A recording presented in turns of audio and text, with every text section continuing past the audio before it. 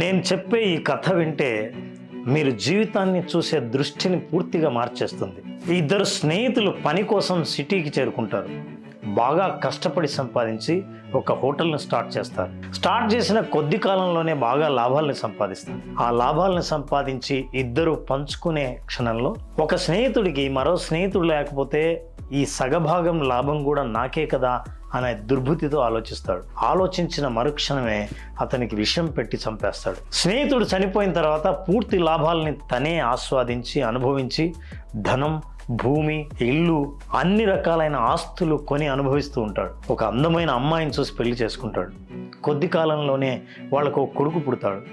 కొడుకు పెరిగి పెద్దవగానే ఉన్నత చదువుల కోసం విదేశాలకు పంపిస్తాడు. విదేశాల్లో అతను చదువుకుంటుండగా ఒక విచిత్రమైన వ్యాధికి గురవుతాడు. ఆ వ్యాధి ఎన్ని ప్రయత్నాలు చేసినా ఆ వ్యాధికి చికిత్స దొరకదు. తండ్రి తన ఆస్తిని అమ్మవలసి వస్తుంది, హోటల్ని అమ్మవలసి వస్తుంది, భూములను అమ్మవలసి వస్తుంది. సంపాదించిన ఆస్తి మొత్తం కరిగిపోతుంది. ఒకరోజు బాధతో తండ్రి చూస్తుండగా ఆ రోగాన పడిన కొడుకు, నాన్న నన్ను గుర్తుపట్టావా అని అడుగుతాడు. నాకెందుకు గుర్తుకు లేదు, నువ్వు నా కొడుకువు కదా అంటాడు.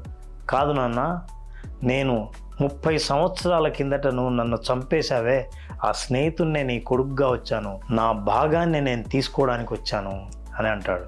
ఈ కథ ద్వారా ఒకరి హక్కును మనం లాక్కొని ఒకరిని బాధ పెట్టి మనం సంపాదించే డబ్బునంతా ఏ జన్మలోనే కాదు, ఇదే జన్మలో డబ్బే కాదు వడ్డీతో సహా తిరిగి చెల్లించాల్సి వస్తుంది.